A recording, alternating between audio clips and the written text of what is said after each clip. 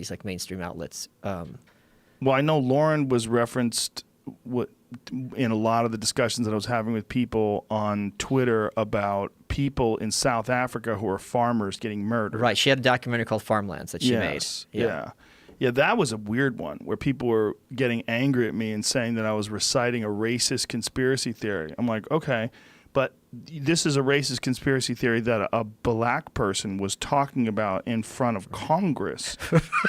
Right. I mean, this is a black African guy talking about it on television in Africa, the problems with farm murders. You know, and then there was that guy who is the one who wants reparations, who's in South Africa, who's a very controversial character, he was kicked out of one of their organizations for doing a song singing about kill the Boer. Yes.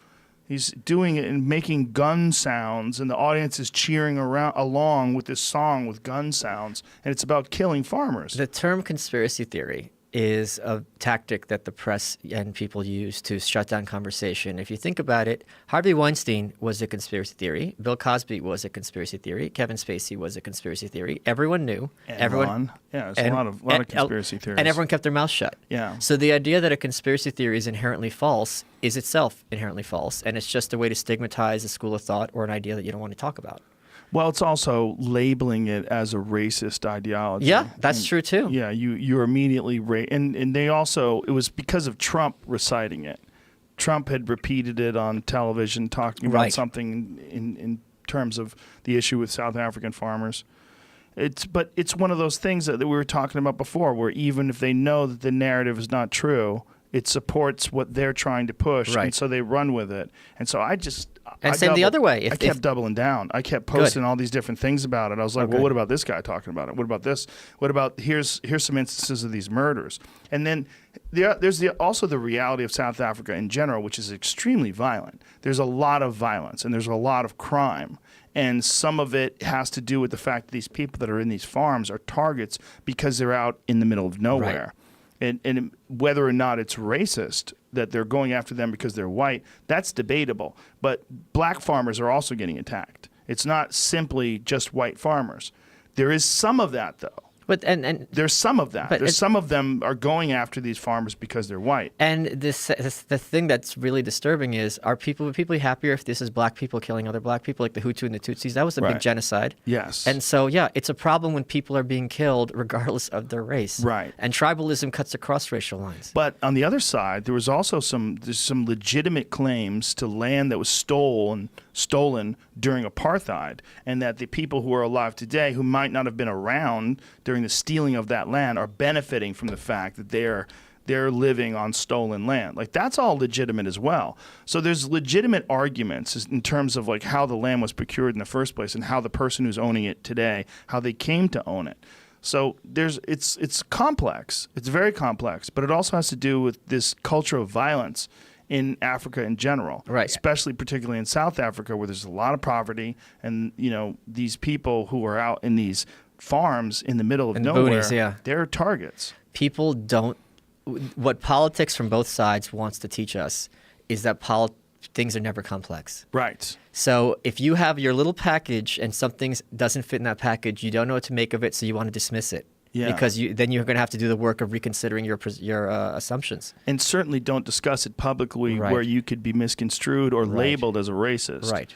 And I was looking at all these people labeling me as a racist. I was like, okay, I see what you're doing, but I'm just going to keep posting these things because this is all, what I'm saying is all being substantiated by a bunch of different people who are also black in South Africa.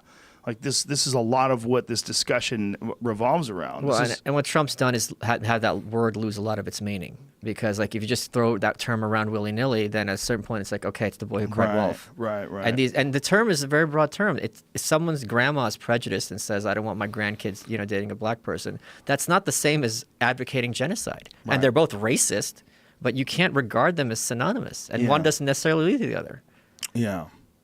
Yeah, it's the fact that racism, I think that racism has probably diminished somewhat Would you agree with that in terms of like between now and say like when what year were you born? 76. Do you think from 1976 to 2018 racism in this country has diminished? Enormously. Don't you? Enormously. Yes, I think so. I don't think it's I'm from Brooklyn, right? So I don't really have friends who are like waspy white people. I can't imagine a situation when people are hanging out and saying like racist things You and need to go everyone to Connecticut. No, but I mean, I can't imagine them saying racist thing and everyone looking at them like they're not crazy. Right. Like it would just be so shocking. Yeah. And I think 40 years ago, that wouldn't be that uncommon. It would happen. I think there's also the reality of social media is that there are absolutely real repercussions for any sort of racist Oh, yes. Anything you say, anything that's any outburst, anything that you say that in terms of like you could, if you're somewhere and you say something publicly that's racist, someone could tweet that and it would ruin your life. Someone could post that on Facebook and it would ruin your life. And I think that keeps legitimate racists from being as out with it, which reduces racism overall, because I think when less people are doing it, it seems less culturally acceptable, and then people change the way they think.